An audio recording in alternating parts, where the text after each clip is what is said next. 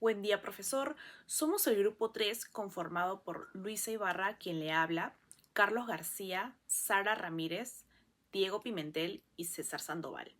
Y hoy presentaremos nuestro trabajo titulado El derecho de propiedad en la Constitución Política del Perú de 1993. El derecho de propiedad es uno de los principios más importantes reconocidos por nuestra Constitución, ya que garantiza a toda persona la posibilidad de poseer, usar, disfrutar y disponer de sus bienes con plena seguridad jurídica. Este derecho no solo protege la libertad individual, sino que también constituye una base esencial para el desarrollo económico, la inversión y la estabilidad del país. Dentro del marco constitucional peruano, este derecho se encuentra regulado en el artículo 70 de la Constitución, el cual establece que la propiedad es inviolable, que el Estado la garantiza y que nadie puede ser privado de ella sino por causa de necesidad pública o seguridad nacional, siempre mediante una ley expresa o una indemnización justa. Esta disposición busca asegurar un equilibrio entre los intereses del individuo y los del conjunto de la sociedad. Sin embargo, la Constitución también deja en claro que la propiedad no es un derecho absoluto, sino que debe ejercerse en armonía con el bien común. Esto significa de que aunque cada persona tiene derecho a disfrutar de sus bienes, su uso debe contribuir al bienestar general y no generar perjuicios ante otros ciudadanos o al entorno. De esta forma, la propiedad cumple su función social, la cual orienta su ejercicio hacia el progreso colectivo. El Tribunal Constitucional ha resaltado en diversas sentencias que este derecho no solo implica la posesión material de un bien, sino también la posibilidad de obtener el aprovechamiento económico justo, dentro de los límites que la ley le establece. Gracias a esta interpretación, el derecho de propiedad se consolida como una garantía que protege tanto la autonomía individual como el interés social, permitiendo una convivencia equilibrada dentro del Estado de Derecho. En esta exposición desarrollaremos cómo la Constitución de 1993 concibe el derecho de propiedad, sus límites legales, su función social y su importancia en la protección de los derechos fundamentales de los ciudadanos peruanos. El derecho a la propiedad en la Constitución de 1993. Formas y tipos de propiedad. En primer lugar, la economía nacional se sustenta en la coexistencia de diversas formas de propiedad y empresa. Artículo 60. Luego tenemos a la propiedad privada individual, que está garantizada por la Constitución, ya que toda persona tiene derecho a la propiedad. Artículo 2, inciso 16. También está garantizada la propiedad intelectual sobre cualquier tipo de creación intelectual. Artículo 2, inciso 8. En cuanto a la propiedad comunal, tanto las comunidades campesinas como las nativas tienen derechos sobre la tierra. Estas tierras son inalienables, imprescriptibles e inembargables. Artículo 88 y 89 de la Constitución.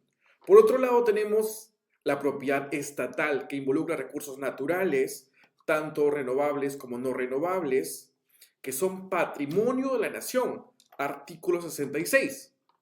Además, el Estado tiene la responsabilidad de determinar la política nacional del ambiente y promover el uso sostenible de los recursos naturales. Artículo 67. Los bienes de dominio público, como las calles o las plazas, son inalienables e imprescriptibles. Artículo 73. Aunque pueden ser concedidos a particulares para su aprovechamiento económico siempre conforme a la ley. Artículo 73. Garantías constitucionales de la propiedad en la Constitución de 1993. Primero tenemos la inviolabilidad de la propiedad. El artículo 70 establece que la propiedad es inviolable y el Estado la garantiza. Esto significa que nadie puede ser despojado de sus bienes sin causa justa ni sin seguir un procedimiento legal correspondiente. Por ejemplo, si una persona tiene una vivienda y alguien intenta ocuparla sin su consentimiento, el Estado debe proteger su derecho a la propiedad y garantizar que pueda recuperarla legalmente. La segunda es la indemnización justa. Según el artículo 70, toda expropiación debe ser precedida del pago en efectivo de una indemnización justa y preciada. Esto quiere decir que el pago debe realizarse antes de que el Estado tome posesión del bien y que debe ser un monto justo y proporcional al valor real del bien. Por ejemplo, si el Estado expropia un terreno para construir una carretera, debe pagarle previamente al propietario un monto que refleje el valor real del terreno y las mejoras que tenga, por ejemplo, cercos, pozos o cultivos. Finalmente, tenemos a la protección judicial.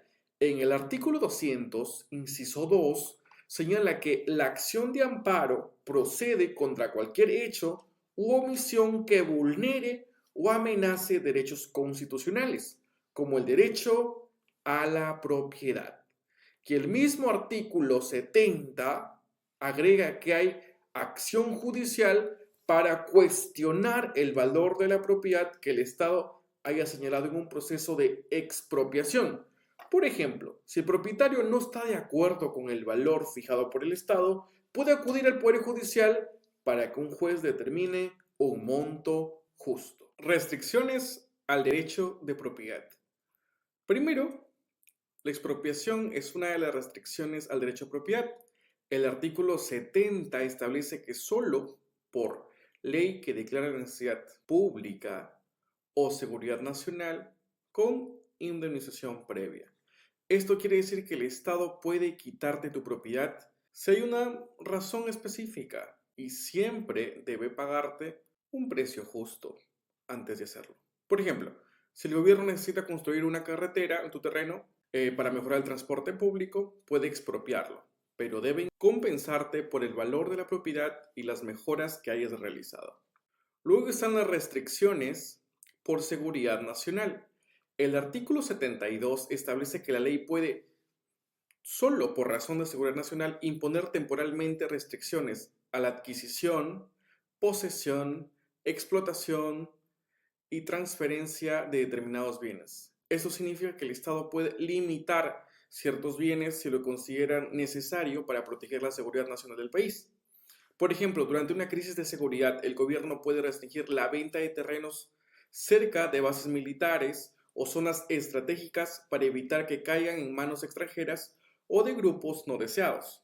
También existen prohibiciones legales específicas. El artículo 71 establece que el derecho de los extranjeros tiene restricciones dentro de los 50 kilómetros de la frontera, salvo excepción de necesidad pública expresamente declarada por decreto supremo.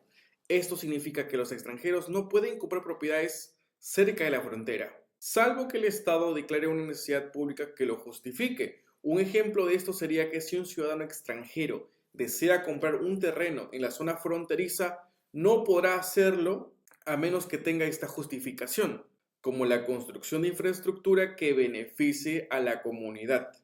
Por último, el ejercicio del derecho de propiedad debe hacerse en armonía con el bien común y la ley. El artículo 70 señala que se ejerce en armonía con el bien común y dentro de los límites de la ley.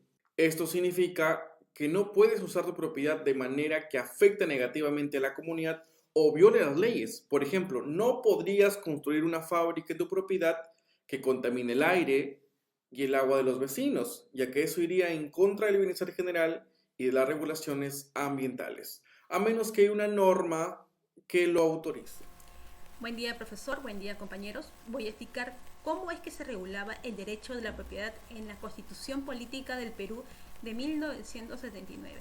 En esta Constitución se trató en los siguientes artículos, como es el artículo 124, donde señala que la propiedad debe hacerse en armonía con el interés social, es decir, el propietario puede usar su bien libremente, pero sin afectar al bienestar común. Asimismo, el artículo 125 establece que la propiedad es inviolable y solo puede ser expropiada por causa de necesidad o interés social, siempre que haya una indemnización previa y también recompensado por un dinero. Esto quiere decir que el Estado puede intervenir, pero respetando el derecho del propietario. Asimismo, el artículo 126 indica que la propiedad se regula por las leyes de la República y que los extranjeros tienen los mismos derechos de propiedad que los peruanos. En resumen, podemos decir que la Constitución de 1979 ve a la propiedad con una función social, donde el Estado tiene un rol fuertemente para poder también garantizar que el uso de los bienes privados puedan beneficiar al bienestar común. Bueno, aquí hablaré acerca de la Constitución del 93 del derecho, donde la propiedad se regula dentro de los siguientes artículos, como es el artículo de 70, donde declara que la propiedad es inviolable y que nadie puede ser privado de ella, sino que por seguridad nacional o necesidad pública. Declara también por ley una administración justa y previa. También agregaremos el artículo 71, donde imponen una restricción a los extranjeros, indicando que no pueden adquirir ni poseer bienes dentro de los 50 kilómetros de las fronteras, salvo por excepción de ley. Asimismo, el artículo 72 reconoce la libertad y el uso de la disposición de la propiedad, siempre esté dentro de los límites que establece la ley. Asimismo, el artículo 70 reitera que toda expropiación debe ser respetada en el principio de la legalidad y una compensación debe ser justa. Asimismo, agregaremos el artículo 2, inciso 17, donde se complementa que este derecho señala que toda persona tiene el derecho de participar libremente en la vida económica del país, lo que está también directamente vinculado a la propiedad privada. Entonces podemos decir que esta Constitución protege más la seguridad jurídica del propietario, dándole un carácter más liberal e individual al derecho de la propiedad, sin intervención del parte del Estado, ¿no? Y que sea limitada. Bueno, acá haremos la comparación entre ambas constituciones, que es la de 1979 y 1993. Bueno, ahora, si comparamos entre ambas constituciones, vemos una clara evolución. Por ejemplo, en la de 1979 la propiedad tenía un carácter social, condicionado también al interés colectivo y con una fuerte presencia por parte del Estado. En cambio, en la del 93 ya se considera un derecho individual e inviolable, donde se refuerza la protección del propietario. También respecto a la expropiación, en el de 1979 era por utilidad pública o interés social, pero con una indemnización previa en dinero, mientras que en el 93 ya establece que debe hacerse por ley, por seguridad nacional o por necesidad pública, y con una indemnización previa y justa. También, por ejemplo, en los casos de los extranjeros de 1979 tenían la misma igualdad que los peruanos, pero ya en el de 1993 ya se restringe ese derecho de propiedad, por ejemplo, como es en las zonas de frontera. Bueno, finalmente la función social de la propiedad es más fuerte en de la 1979, donde el bien común prevalece, mientras que en de 1993 prima la seguridad pública y la libertad individual. Bueno, en resumen, podemos decir que el cambio entre ambas constituciones refleja más una transición de un modelo social y estatal hacia un modelo más liberal y garantista, donde ya la propiedad se protege con un derecho fundamental, pero siempre dentro del marco de la ley. ¿Qué tal? Como le dijo mi compañera, mi nombre es César Sandoval y en esta oportunidad compartiré la jurisprudencia del Tribunal Constitucional peruano sobre el derecho de la propiedad, artículo 70 de la Constitución política del Perú. Acá tenemos 6 sentencias en el siguiente cuadro, las 4 primeras que tratan sobre expropiación y conflictos de posición de inmuebles y las 2 últimas que las consideramos necesarias porque nos ayuda a evitar confusiones futuras y en nuestra vida profesional. Primeramente hablaremos de estas 2 últimas, la sentencia 048/2004, que nos enseña que ser concesionario es diferente a ser propietario y que el concesionario puede usar los recursos, pero el dueño sigue siendo el Estado. La sentencia 030/2004 del derecho a la pensión lo que nos enseña es que no todo lo patrimonial es propiedad y que el derecho a la pensión es un derecho económico y social y no es un derecho real sobre un bien. Tenemos una sentencia de expropiación de terrenos, que es la sentencia 031/2004. Acá, mediante ley 27816, se autoriza por necesidad pública la expropiación de un área contigua al Radio Observatorio de Jicamarca. Nosotros sabemos que el Radio Observatorio de Jicamarca es un centro de investigación científica de interés nacional. Los demandantes lo que alegaban era una violación del derecho de la propiedad y que se violaba el derecho a la igualdad, calificando esta ley como una ley discriminatoria y una ley arbitraria. Acá el Tribunal Constitucional verificó que se estaba cumpliendo con los requisitos del artículo 70, necesidad pública. Lo que se quería es liberar una área para una investigación científica de interés nacional. Hubo una ley formal, que es la ley 27816, y el Estado pagó una indemnización. Entonces, se declaró constitucional la ley.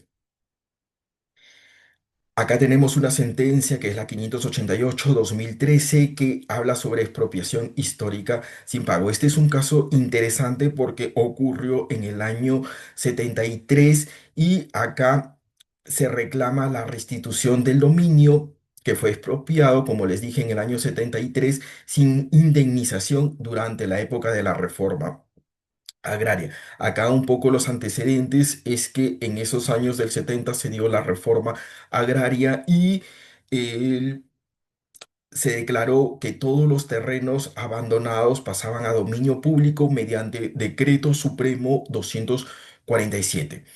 En el año 2011, la SUNAR actualizó este suceso tratando de registrar al Estado como propietario de este terreno.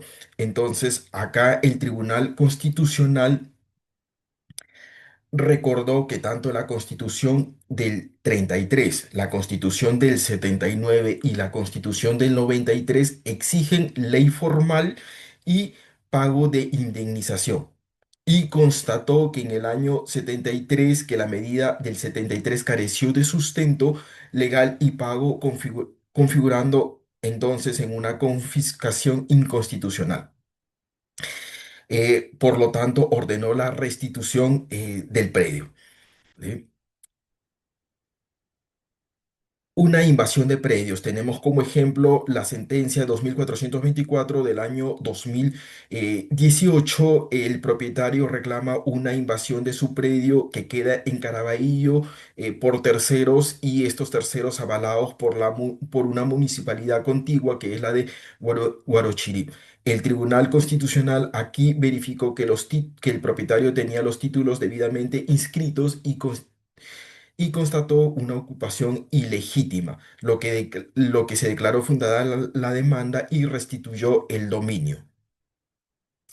Tenemos una expropiación indirecta donde un propietario denunció a la municipalidad de Guaral que ésta mediante actos administrativos le impedía usar su planta industrial, configurando una expropiación indirecta. Acá tenemos que en el año 2011 el propietario solicitó cambio de zonificación a la municipalidad de Guaral, pero esta nunca respondió. En el año 2012, debido a que no respondía desde el año 2011, el propietario solicitó la aplicación del silencio administrativo que fue aceptado, obteniendo la autorización.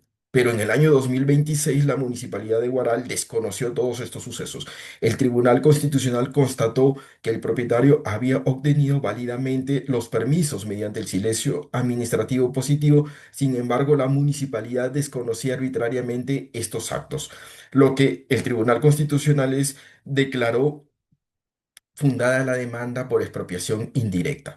Bueno, a continuación le doy paso a mi compañero Diego para que siga compartiendo el tema de jurisprudencia. Nuestra Constitución. Tenemos cuatro situaciones que vendría a ser el impuesto a la renta aplicada a la indemnización, la reforma agraria que adjudicó predios sin indemnización, la transferencia inmueble sin un consentimiento legal y la expropiación de hechos sin un pago previo. Se relacionan con el artículo 70 dado que se ve el caso de la no aplicación de la ley formal, la innecesidad de un justiprecio, casos de confiscación e institucionalidad y pues reafirma la inviolabilidad de un derecho de la propiedad. Como primero de estos ejemplos tenemos el siguiente, la sentencia 00319-2013, que habla de respecto a lo que vendría a ser el impuesto a la renta. Este es un caso en que se interpone una acción de amparo en contra de la SUNAT, dado que quiere gravar impuestos a la renta a la indemnización dada por una expropiación. El Tribunal Constitucional analiza que si esta indemnización es justipreciada, es producto de una expropiación, puede ser considerada ganancia agradable, verificando que pues esto sería una propiedad inviolable según el artículo 070 porque la expropiación es solo por ley, necesidad pública y un pago de justiprecio. Se resolvió finalmente que grabar una indemnización vulnera el derecho de propiedad, pues desnaturaliza el justiprecio y afecta el contenido esencial protegido en el artículo 70 de la Constitución. Se puede interpretar de esto que el artículo 70 exige que toda expropiación sea de una manera formal, por una causa legítima y con una indemnización justipreciada. Como punto clave tenemos el hecho de que la expropiación legítima debe mantenerse intacta la equivalencia económica. Si se grava el justiprecio, se transforma en una confiscación encubierta de una expropiación. La importancia de este caso es que refuerza un Estado, que el Estado debe de respetar la integridad de un justiprecio, pudiendo considerar una indemnización como ganancia, no pudiendo considerar una indemnización como ganancia, ni sometiéndola a tributación. Una cita relevante que encontramos en el caso vendría a ser que la indemnización por expropiación tiene carácter resarcitorio, no lucrativo. Grabarla con un impuesto a la renta implica desconocer el contenido esencial del derecho de propiedad reconocido en el artículo 70 de la Constitución. Aparte de esta sentencia, tenemos la sentencia del expediente 03583 del año 2016, que habla de la reforma agraria. En este caso también es una acción de amparo contra una resolución suprema, la cual se dio en 1976, que transfiere un predio agrícola al Estado en el marco de la reforma agraria, dado que para esto no había una ley formal y la expropiación ni pago de una indemnización, por lo que se configuró como un acto de una confiscación contrario a lo que vendría a ser la Constitución. Entonces, el Tribunal Constitucional analiza si el Estado podía o no hacer esta privación sin una ley del Congreso o un pago de un justiprecio. Analizando los principios que hay actualmente en el artículo 70 de nuestra Constitución, se determina que la medida tomada no era una expropiación legítima, sino una transferencia confiscatoria, que no tenía una base legal. El Tribunal Constitucional declara fundada la demanda de amparo ordenando dejar sin efecto la resolución que adjudicó este predio al Estado y definió que se restituya la propiedad al demandante. Se puede interpretar que el artículo 70 exige que para una expropiación haya una ley formal, causa una necesidad pública y pago de una indemnización. Sin falta alguno de estos, se considera un acto de manera inconstitucional. Un punto clave es que no toda la privación de propiedad es expropiación, se deben cumplir requisitos constitucionales, en todo el caso incurre en una confiscación prohibida. La importancia de este caso es que el fallo es una afectación o transferencia de la propiedad sin indemnización, que es una confiscación. Además, siente una jurisprudencia de un bien confiscado, incluso si el acto ocurrió muchas décadas antes. A continuación tenemos el expediente 04395 del año 2023, que habla de un caso de ejecución y remate. En este caso se solicita la nulidad de decisiones judiciales por vulnerar un derecho al debido proceso y a la propiedad respecto a la valoración de un inmueble y a las medidas que se adoptaron, alegando que se afectaron muchos derechos fundamentales. Dentro del desarrollo, el Tribunal Constitucional indica que el derecho a la propiedad y el debido proceso son derechos que deben ser respetados, sobre todo en casos de ejecución y remate. Se evidencia que la valoración del inmueble se hizo sin una participación del propietario y que las solicitudes por suspender el remate fueron rechazadas, afectando la protección de sus derechos y justifica la nulidad solicitada. El tribunal Constitucional concluye que existe una vulneración a los derechos en el proceso judicial que se llevó a cabo la ejecución y remate de este inmueble, por lo que declara fundada su demanda de amparo. Este caso es importante porque reafirma la protección del derecho a la propiedad y la necesidad de que el sistema judicial respete estos derechos fundamentales, fortaleciendo principalmente la legalidad, proporcionalidad y el debido proceso. Como último caso, tenemos lo que vendría a ser el expediente 03140 del año 2010 del Gobierno Regional de Arequipa. En este caso, el Gobierno Regional de Arequipa interpone un proceso de cumplimiento para que el MEF y el MTC cumplan con un pago total por una expropiación que se hizo de un predio destinado hacia obras y demostrando que también se puede haber casos de expropiación entre mismas instituciones estatales. Dentro del desarrollo podemos ver que el Tribunal Constitucional advierte que esta expropiación se hace sin cumplir los requisitos de un pago previo y total y que la administración lo justificaba con unas restricciones presupuestales por ser un derecho fundamental. El Tribunal Constitucional reconvierte el proceso en un amparo y analiza una violación en el artículo 70. Se declara fundada esta demanda, ordena el pago de justiprecio y precisa que ninguna norma presupuestal puede justificar la privación de la propiedad sin indemnización. Consolida el principio del pago previo y justipreciado como una condición para la expropiación de forma válida, fortaleciendo la inviolabilidad del derecho a la propiedad frente a actos administrativos arbitrarios. A continuación, mi compañera Luisa va a exponerles las conclusiones.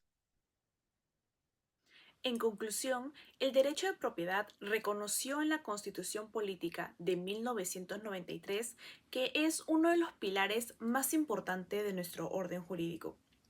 Este derecho garantiza de que toda persona pueda poseer, usar y disponer de sus bienes, pero al mismo tiempo recuerda que su ejercicio debe realizarse en armonía con el interés social y dentro de los límites que establece la ley. Es decir, la propiedad no es un derecho absoluto, sino una garantía que se equilibra con la función social y el bienestar común. A lo largo del tiempo, la regulación constitucional de la propiedad ha mostrado una clara evolución. Mientras la Constitución de 1979 daba mayor énfasis al interés social, la Constitución de 1993 fortaleció la seguridad jurídica del propietario, resaltando su carácter inviolable y reconociendo que solo puede ser restringida por ley y mediante una expropiación legítima, acompañada de una indemnización justa y previa. De esta manera, se busca mantener el equilibrio entre la protección individual y la función social del derecho. El Tribunal Constitucional ha jugado un papel esencial para hacer cumplir este principio.